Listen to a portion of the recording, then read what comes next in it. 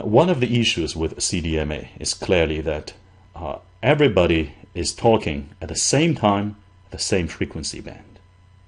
In other words, the frequency reuse vector is 1.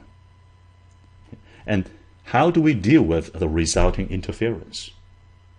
Interference in the air for cellular network is the first example in this course of something called negative externality. Externality here, roughly speaking, refers to the fact that your happiness also depends on what other people do. Okay? Your signal, your cup of tea or coffee, is other transmission's poison. And this is what we call a negative externality. Now, we will also later look at positive externalities in social and technological networks. Sometimes people also call this the tragedy of commons. In a later lecture, we will talk much more about tragedy of commons and how to deal with that in social and technological networks. Now, one famous special case of interference in the air is so-called near-far problem. If we go back to this picture, you see that a mobile station A is much closer to the base station than mobile station B. Okay? Your neighbor, or your friends, let's say, your friend's iPhone might be much closer than your Android phone to the base station. Maybe your friend is sitting right beneath the cell tower, the base station. And therefore, the distance it traverses is much shorter, and the signal received at the base station is much stronger than yours. And it can drown out your signal. And that is what we call the near-far problem. The near user will overwhelm the farther away user's signal.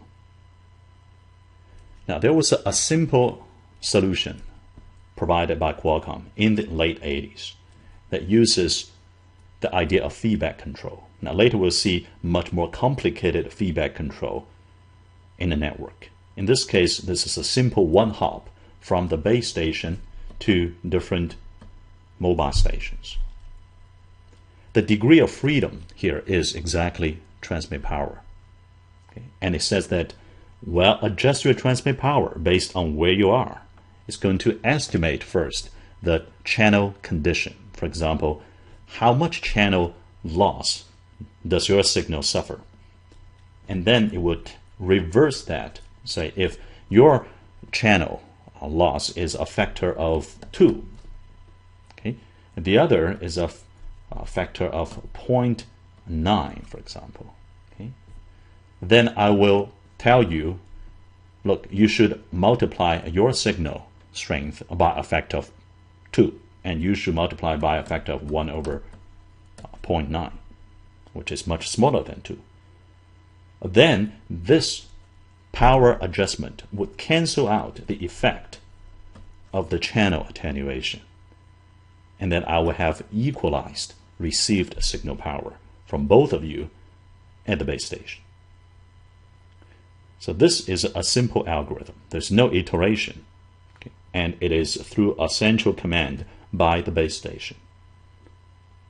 And it suffices to achieve equalization of received signal power.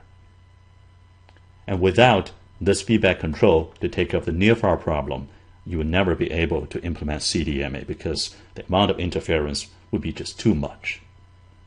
Now, what if you need to achieve a target signal quality which might be different for different mobile stations? Not just simply equalize all the received power. And that was the challenge in the early 90s. Now, in order to make sense of that question, we have to provide a little bit of symbol. Okay. Now, we're going to look at a very small cell. There are only 2 mobile stations, okay, 2 iPhones, 1 and 2, and 1 base station. Even though there's 1 physical receiver, we're going to divide it into 2 logical receivers. Okay, receiver 1 and receiver 2. And we will look at 4 different channels. 2 of them are the so-called direct channels. These are the desired, intended communication path. Of course, in the air, there's no real physical pipe of a channel. So by channel, we really mean a logical link.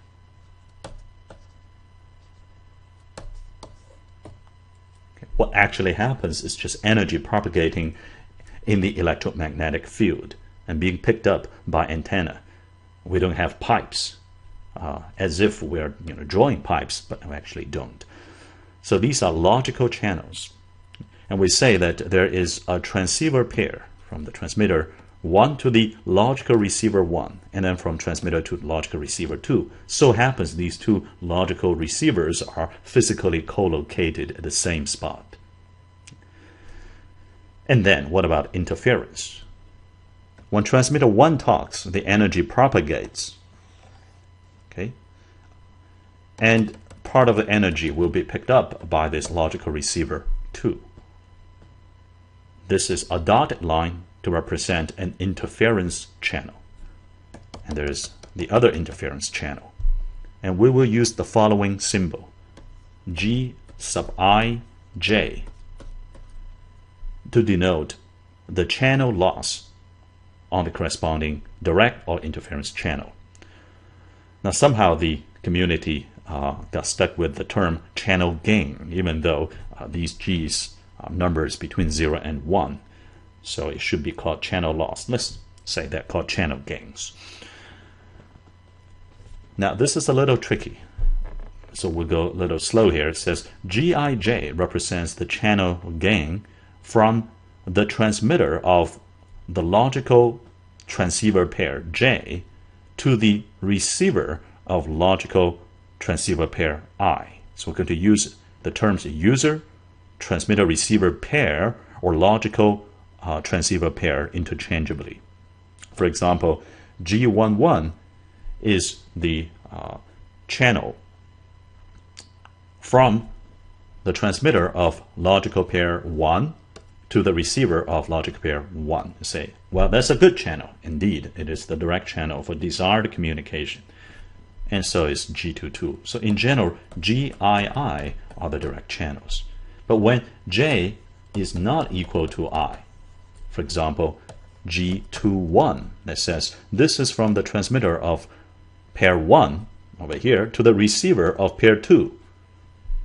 And therefore, this is the channel gain of an interference channel. G12 says this is from the transmitter of pair 2 to the receiver of pair 1. And in general, G12 is not equal to G21 necessarily. Now, ideally, of course, we want GIIs to be bigger than GIJs, where J is not equal to I. And indeed, with the help of those spreading codes, those ones and minus ones, we do have usually a GII that's bigger than GIJs. However, there could be many J's not equal to I. Okay, there could be tens of them. And even though each one provides just a little bit of interference to your transmission, they could add up. Okay, that is the cocktail party issue again. So how do we capture the notion of received signal quality? If the quality is high, you'll be able to talk more efficiently. For example, you can talk faster and the receiver can still understand what you're talking about. But sometimes in cocktail party, because it's so noisy around, so much interference, you have to slow down your conversation. Okay, you have to talk slower, that is fewer bits per second, so that the receiver can hear you correctly. And the way we capture this ratio is through the so-called SIR, signal to interference plus noise ratio. Now, what is the signal? I'm not talking about the signal power at the transmitter side. I'm talking about the signal power at the receiver side. So that is the transmit power, which we denote by P sub, let's say I, P sub I, multiplied by the channel, that's the direct channel, getting to the receiver of pair I. That's the received power, divided by, because it's a ratio, of the interference collected at the receiver. That is P sub j times Gij, okay, from jth transmitter, okay, to the same common ith receiver. And there are many of such j's not equal to I. Plus, at the ith receiver, there's usually some noise term, n sub I. This is what we call the SIR associated with the ith user. For example, in our previous case, we have just two users, and therefore SIR1 is simply P1 G11 over P2 G12 plus N1. And also SIR2 is just P2 times G22 over interference, which is P1 times G21 plus N2. Okay, but in general, you have more than one term here in the denominator. Okay, so now that we have the notation, let's look at what kind of a function this SIR is. SIR for each transceiver pair I, okay, the received signal interference ratio for pair I is really a function of the entire vector, with this notation on top, of power vector P. Okay, it's not just a function of your own power, but also a function of others' power. That is the mathematical representation of the very physical fact of interference in wireless communication. If there's no other user, it's easy to increase SIR for user 1. I'll just increase P1. But of course, there are other users. A larger P1 helps SIR1, but it will also show up as a larger denominator for the other SIRs that will hurt the other SIRs. Okay, so first observation is that SIR is a function of the entire vector P. Now second, what are the constants and what are your degrees of freedom? Because we're talking about transmit power control, so obviously the degree of freedom is the vector P. That's what we want to design and optimize over. We are given all the Gij's. That is determined by the propagation environment. Okay, is this indoor? Is this outdoor? What kind of terrain is it?